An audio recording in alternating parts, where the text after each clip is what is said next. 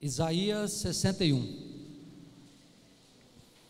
O Espírito do Soberano, o Senhor, está sobre mim, porque o Senhor me ungiu para levar as boas notícias aos pobres, enviou-me para cuidar dos que estão com o coração quebrantado, anunciar liberdade aos cativos e libertação das trevas aos prisioneiros, para proclamar o ano da bondade do Senhor e o dia da vingança do nosso Deus, para consolar todos os que andam tristes e dar a todos os que choram em Sião uma bela coroa em vez de cinzas, o óleo de alegria em vez de pranto e um manto de louvor em vez de espírito deprimido.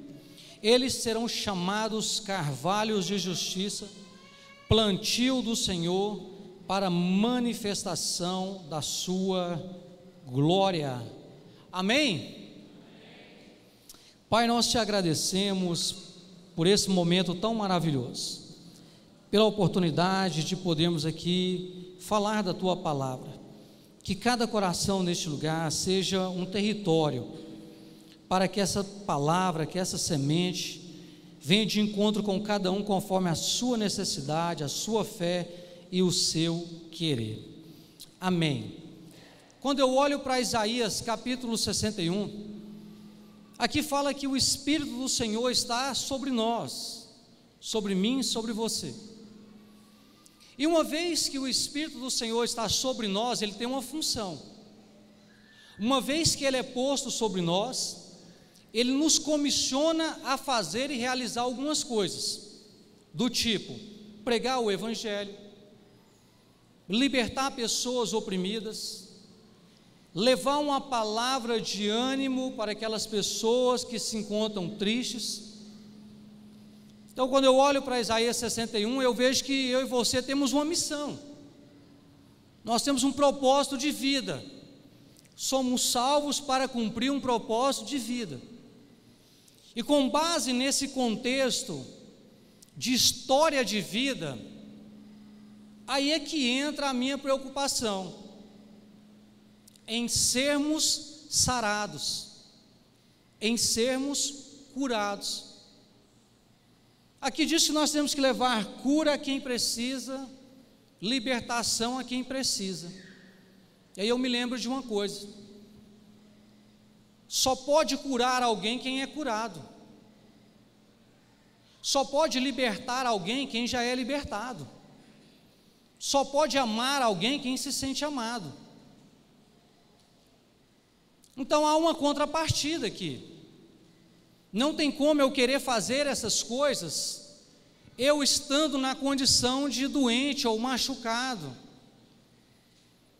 Aí quando eu olho para esse tema sarado, se eu estivesse no seu lugar ouvindo um pregador aqui ministrando, eu iria fazer 3 perguntas. Sarado de quê? A gente fala tanto sobre alguns assuntos, no púlpito, tem que ser sarado. Sarado de quê? Eu estou doente de quê? Quando é que eu fiquei doente? Como que eu fiquei doente? E como que eu posso alcançar a cura?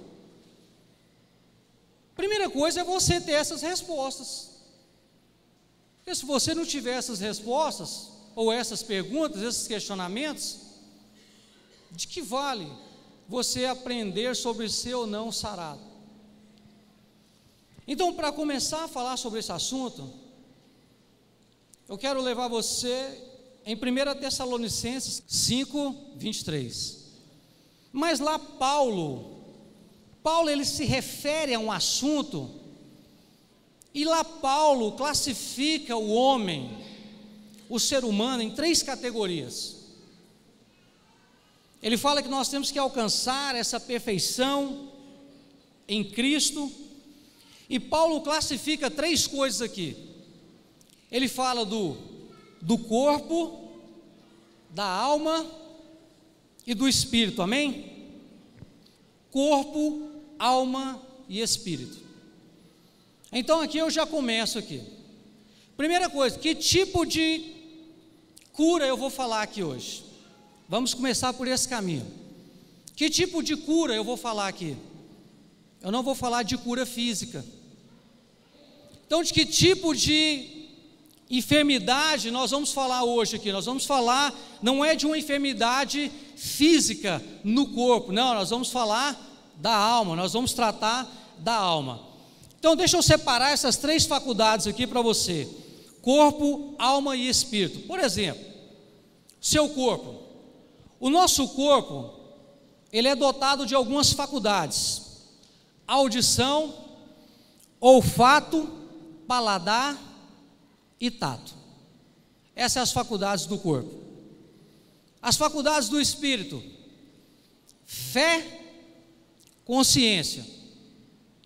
E as faculdades da alma, que é a que nós vamos tratar aqui nessa noite: intelecto, emoções, vontades ou desejos. Essas são as faculdades da alma e é a que nós vamos tratar aqui.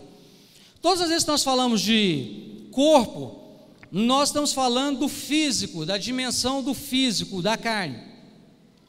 Todas as vezes que você ouve falar da dimensão da alma, está falando da dimensão mental, a dimensão psicológica.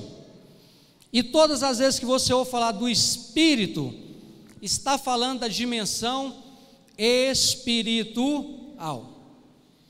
Então, se nós vamos falar da alma, então a primeira coisa: pastor, eu tenho que ser curado de quê? De doenças que afetam a nossa alma. De que forma, pastor, que essas doenças podem acontecer na minha alma? Primeiro, pecado é uma das causas. Pecado. Situações mal resolvidas também causam doença na alma. Falta de perdão também causa doença na alma. E como eu fiquei doente, pastor? Examina, pois, o homem a si mesmo. Pode ser que nessa noite você se encontra doente de alma, não do físico. Você está bem fisicamente, mas talvez você se encontra doente da alma, ou por um pecado, ou por uma situação mal resolvida, por uma falta de perdão, por uma ofensa. Isso pode de alguma forma ter afetado você. E como eu posso ser curado, pastor? Como que eu posso ser sarado para sarar outras pessoas? Se for pecado, arrependa-te. Arrependa. E o sangue do Senhor com certeza virá sobre mim, sobre você, e nos lavará. E vai nos renovar. Não há vergonha alguma, irmãos, em se expressar dessa forma. Não. O sangue de Cristo foi colocado para isso, para nos perdoar. Pastor, como que eu posso detectar se eu estou doente de alma? Por exemplo, é só nós olharmos para as faculdades da alma. Vamos primeiro para o intelecto. Digamos que intelectualmente você não está bem. Você não consegue pensar mais. Pastor, não estou conseguindo pensar. Pastor, intelectualmente eu não estou bem, cara. Eu não estou bem. Eu não estou me sentindo tão inteligente. Eu não estou conseguindo me raciocinar. Na faculdade a minha cabeça vaga. Eu não consigo fazer as coisas que eu fazia. É um sinal de que a sua alma está abalada. Segunda faculdade da alma: as emoções. Pastor, eu estou com as minhas emoções à flor da pele. Pastor, eu estou para explodir, tanta raiva que eu estou. Pastor, eu estou com as minhas emoções extremamente abaladas.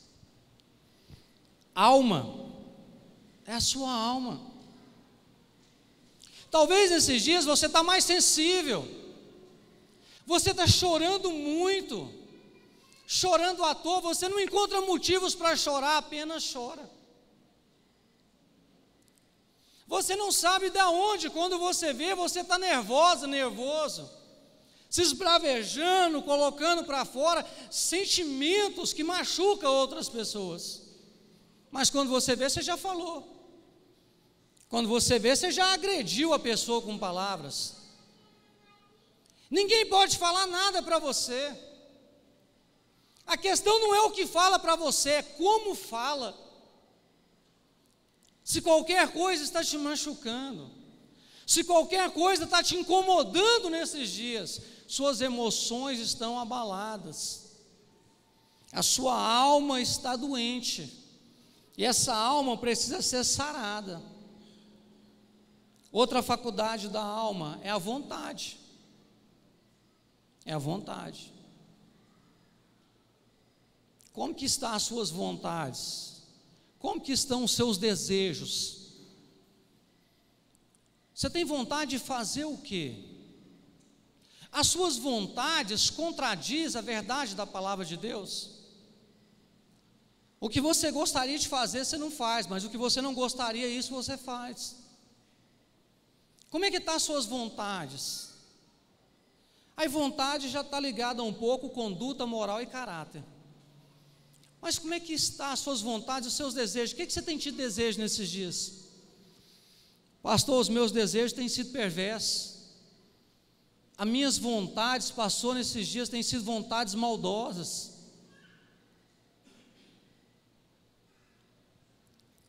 Você precisa entender algo. Essas são as faculdades da alma. E a alma, ela vai guerrear contra o espírito constantemente. Porque na alma está a sede mental, intelectual do ser humano. Deus não fala com a sua parte mental. A Bíblia fala que Deus comunica conosco através do seu Espírito. O Espírito do Senhor testifica ao nosso espírito. Quando a minha alma e a sua alma se sujeita ao Espírito de Deus, quando a nossa alma se sujeita ao Espírito, aos comandos do Espírito, isso é um bom sinal. Por quê? Nós vamos ter as emoções baseadas na vontade de Deus. A nossa vontade vai estar baseada na vontade de Deus, que é boa, perfeita e agradável. As nossas emoções, e a nossa vontade também. Mas o que nós percebemos no meio cristão é muitas, mas milhares de pessoas, por um motivo ou outro, por uma circunstância ou outra, necessitando de serem sarados. Por isso que eu trouxe essas definições para você entender.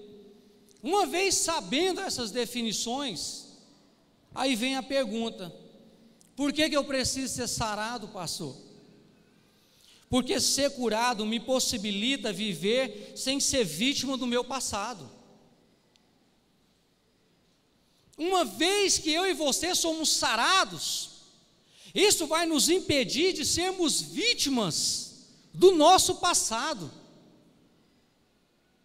Pessoas que se vitimizam muito, pessoas que se vê vítima a todo momento, é um sinal claro, é um sinal muito claro de que essa pessoa ainda está doente. Porque pessoas saradas, resolvidas, elas não têm essa atitude, elas não têm esse comportamento de se vitimizar. Seja você nessa noite o protagonista principal da sua história, meu irmão. O que é protagonista? É o personagem principal. Mas quando nós estamos com a nossa alma afetada, doente, ferida de alguma forma, nós vamos ficar se vitimando. E pessoas que se vitimizam muito, elas ficam presas no passado. Elas se tornam escravas do passado. Quem são essas pessoas? Vamos falar para você. São pessoas que não têm forças para ver um amanhã melhor. São pessoas que não têm uma perspectiva do amanhã. São pessoas que têm o hábito de buscar culpados para as suas questões, mas nunca se levantam para decidir vencer, para decidir caminhar. Não, elas ficam sempre buscando o culpado. Quem me feriu? Fulano me feriu, fulano fez isso, ciclano fez aquilo. Está entendendo? Isso é alma ferida. Porque alma sarada, aquele que é ungido pelo Espírito Santo do Senhor, que é sarado, ele bate a mão, sacode a poeira, levanta a cabeça e anda para cumprir o propósito pelo qual Deus o chamou. Segunda questão, porque eu tenho que ser sarado?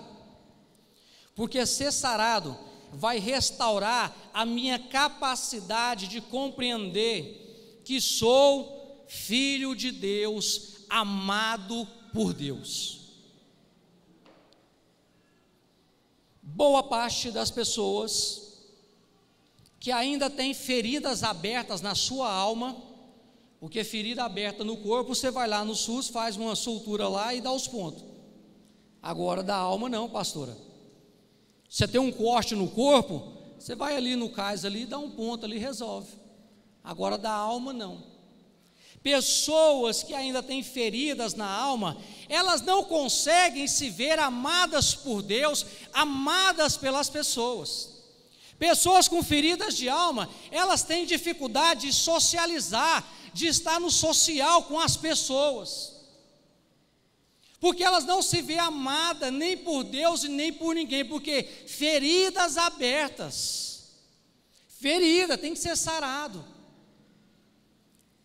Eu não sei como a ferida entrou, ou quem causou, quando causou, como causou essa ferida em você. Eu tenho algo para dizer para você. Jesus já entrou na sua vida e já fechou essa ferida há muito tempo.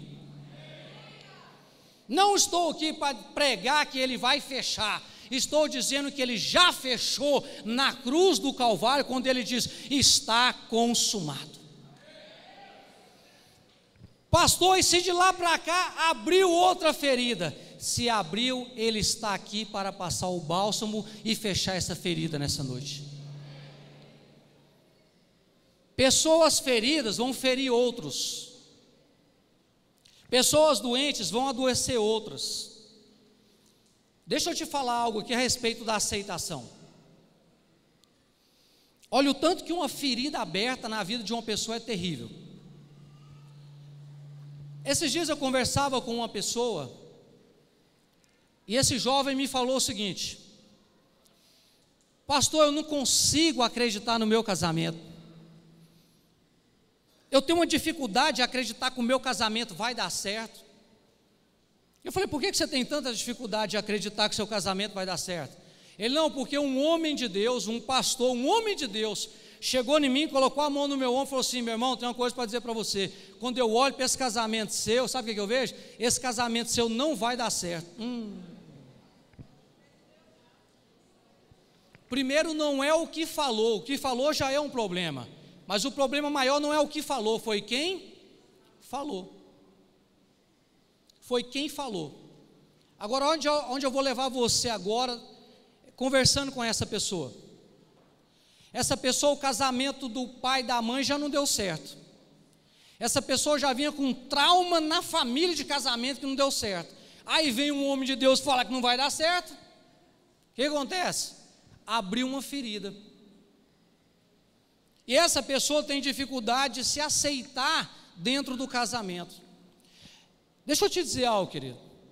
Aceitação não está ligado no que está à sua volta. A aceitação está ligado no que está dentro de você. Não basta você olhar ao seu redor e achar que as pessoas te aceitam, se você não se aceita. Você precisa se aceitar. Se aceite como você é. Aceite você, acredite em você, se apaixone por você. Valorize você. Seja você mesmo. Não viva uma vida com base em quem está ao seu redor, viva uma vida com base em quem habita dentro de você, o Espírito Santo de Deus. Não viva uma vida dependente, cercadas de opiniões. Você está bonita. Estou. Você está feio. Estou. Essa geração desse século é a geração que vive uma vida com base na opinião dos outros. É uma geração doente, ferida, porque a mesma pessoa que fala que você está bonita agora, fala que você está feia daqui meia hora. A mesma pessoa que fala que você é uma bênção, fala que você é um problema daqui a 2 dias. Então você e eu precisamos olhar para o alto, para o autor e consumador de todas as coisas, Jesus Cristo de Nazaré.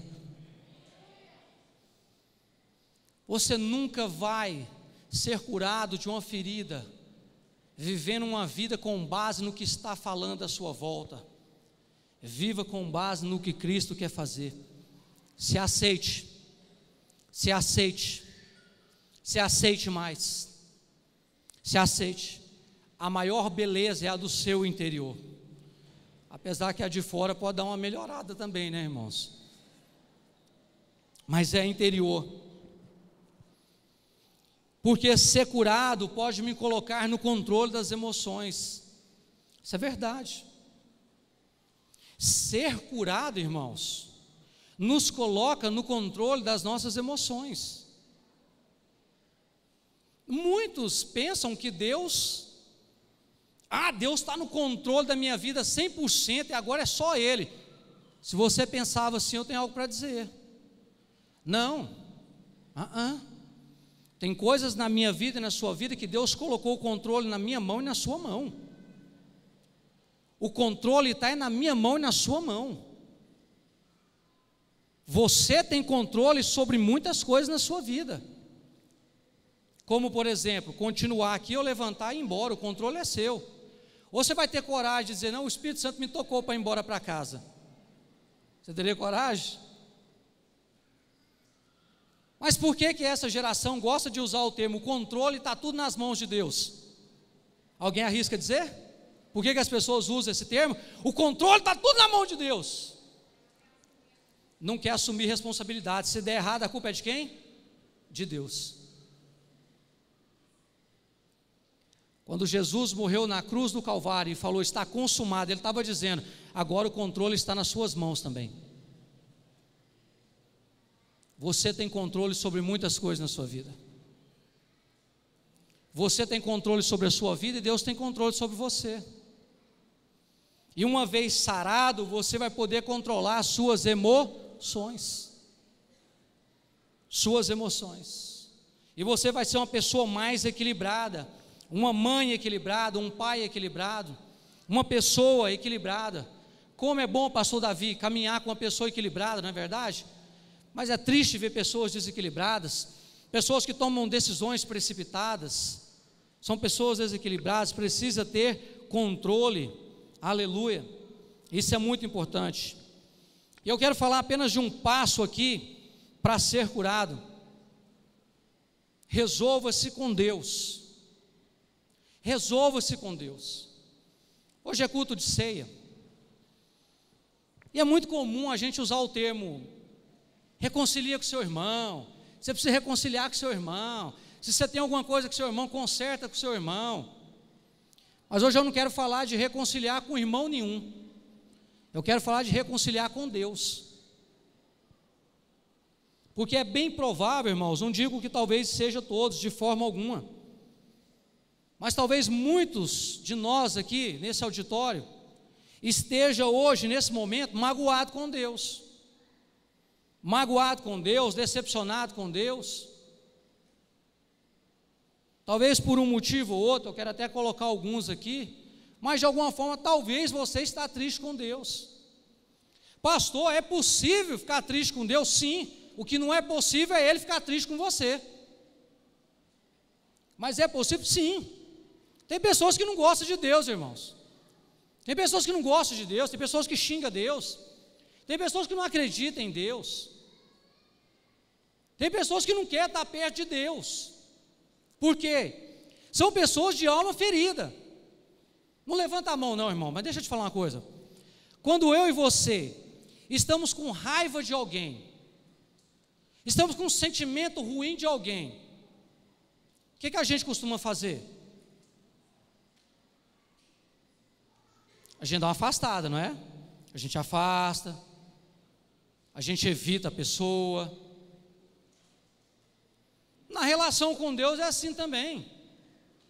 Quando nós estamos assim com Deus, nós também nos afastamos também. Abra sua Bíblia comigo em 2 Coríntios capítulo 11. A unidade vai dar certo e funcionar quando nós formos sarados, irmãos. Mas não é sarado no corpo, é sarado na alma. Agora eu deixei de falar do sarado na alma e vou falar de sarado no espírito agora. Por que no espírito? Porque agora eu estou falando do espírito humano que comunica com o espírito de Deus. Olha o que diz aí. Mas tem o quê?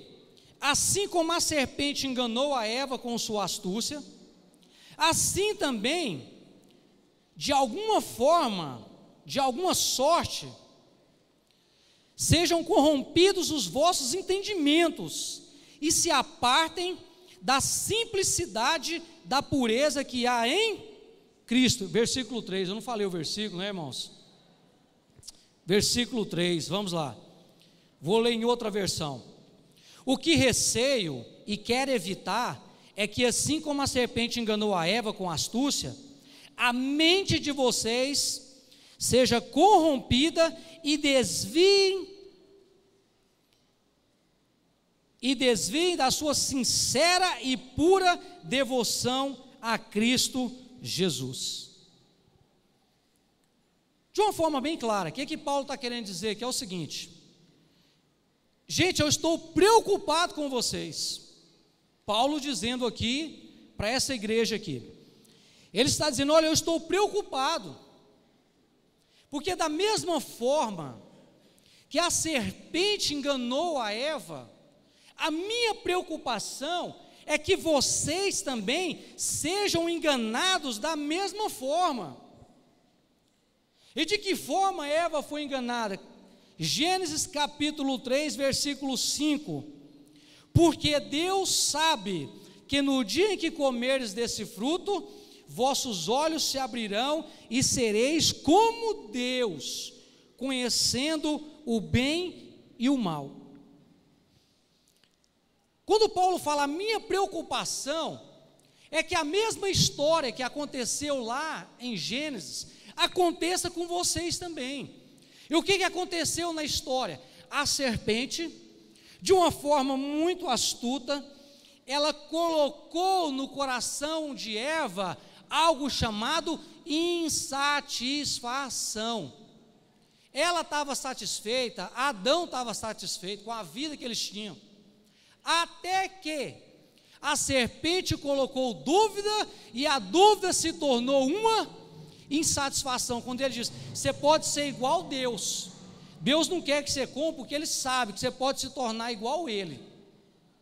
Aí sabe o que entrou no coração da Eva? Insatisfação. Uma das coisas que pode causar uma raiz de enfermidade na minha alma, na sua alma, no meu espírito e no seu espírito, é a nossa insatisfação a respeito de Deus. Você acredita que as pessoas podem ficar insatisfeitas a respeito de Deus? É o que mais tem. É o que mais tem, são pessoas insatisfeitas com Deus. Eu vou te mostrar, os irmãos podem colocar aqui para mim, aqui no telão aqui, Abacuque capítulo 1, eu vou te mostrar um homem, eu vou te mostrar a oração de um homem, a insatisfação dele. Pastor, teve outras pessoas na Bíblia que foram insatisfeitas com Deus? Sim, Moisés ficou insatisfeito. Capítulo 1, pode colocar aí do versículo 1, do 1 até o 4, do 1 até o 4, o peso que viu o profeta Abacuque, versículo 2. Olha só, hein? Olha a oração agora do cara. Até quando, Senhor, clamarei, e tu não me escutarás? Gritarei, já foi. O irmão está ágil, obrigado, irmão. Até quando e tu não me escutarás? Gritarei violência e não salvarás? Versículo 3. Por que razão me mostras a iniquidade e me fazes ver a opressão? Por que destruísses e a violência estão diante de mim, havendo também quem suscite a contenda e o litígio? 4. Por esta causa a lei se afrouxa. Olha o cara, velho. Olha o cara falando para Deus. E a justiça nunca se manifesta. Você sabe o que ele está dizendo para Deus? O que você está fazendo, Deus? Eu estou aqui sofrendo, eu estou aqui morrendo, eu estou aqui dando a cara para bater. O Senhor não está fazendo nada. O Senhor não está vendo o que está acontecendo, não. O Senhor não está percebendo o que está acontecendo, não. O Senhor não vai se mover para me ajudar, não. Essa lei do Senhor não serve para nada, é uma lei frouxa. Aí depois você lê Abacuque, o capítulo 2, você vai ver a indignação dele, mais para frente. Por que eu estou querendo dizer isso, irmãos? Muitos de nós estamos com a nossa alma machucada a respeito de Deus. Muitos de nós estamos com insatisfação com Deus. Eu vou te dar 3 motivos pelos quais as pessoas podem estar insatisfeitas com Deus. Primeiro, pensar que Deus está privando você de coisas boas. Segundo, que Ele não está dando o que Ele tem de melhor para você. E terceiro, que Ele deveria ter feito algo para você e não fez. Se você tem esses 3 sentimentos a respeito de Deus, você precisa rever. Pensar que Deus está privando você de coisas boas. Deus não está privando eu e você de coisas boas. Deus está trazendo livramento para nós. Se o seu pai pode te dar uma pedra, uma cobra, o Senhor vai te dar o quê, irmãos? Vai te dar essas coisas? Deus tem o melhor para mim, Deus tem o melhor para você. Mas muitas pessoas têm esse sentimento, porque vê pessoas do lado sendo abençoadas e não é abençoada. E elas então começam a ter uma insatisfação a respeito de Deus, achando que Deus está privando ela de coisas boas. Deus nunca privou eu e você de coisas boas. Achar que Ele está te dando tudo o que Ele tem para você, que Ele não está dando. Deus está dando, Deus está te abençoando, você está sendo abençoado, você é bênção de Deus. O melhor de Deus está sendo feito na sua vida nesses dias. Que Ele deveria ter feito algo e não fez. A intenção do diabo é sempre querer mostrar para você que realmente Deus deveria ter feito algo para você que Ele ainda não fez. Eu quero ainda falar de mais alguns sentimentos que demonstram a nossa insatisfação e a nossa amargura a respeito de Deus.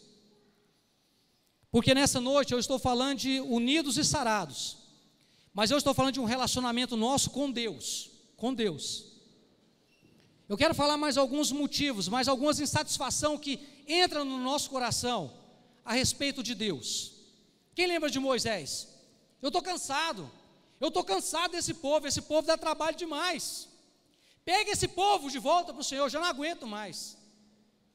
Quantas vezes, talvez você já não falou isso? Eu já não aguento mais essa pessoa, tira essa pessoa de perto de mim. Eu já não aguento mais isso, eu já não aguento mais aquilo. Deus, o Senhor errou a meu respeito. Deus, o Senhor está confiando coisas na mão de uma pessoa errada. Eu sou uma pessoa errada. Meu irmão, você está errado, você é a pessoa certa. Você é a pessoa certa para Deus.